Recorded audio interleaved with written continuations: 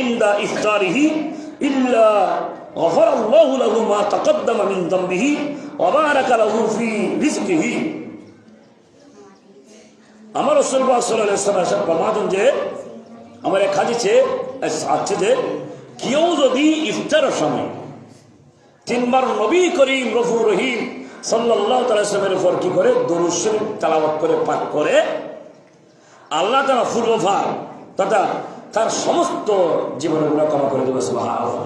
কবার দরুদ শরীফ ইফতার সময় তিনবার আল্লাহুম্মা সাল্লি আলা সাইয়্যিদিনা মুহাম্মাদিন নবীল উম্মি ওয়া আলিহি ওয়া সাহবিহি আল্লাহুম্মা সাল্লি আলা সাইয়্যিদিনা মুহাম্মাদ ওয়া আলা সাইয়্যিদিনা মুহাম্মাদ ওয়া বারিক ওয়া সাল্লিম আল্লাহুম্মা সাল্লি আলা সাইয়্যিদিনা মুহাম্মাদ আদাদা মা ফিল মিল্লাহ সালাতান দাইমাতান বিদাওয়াম মিল্লাহ ইত্যাদি।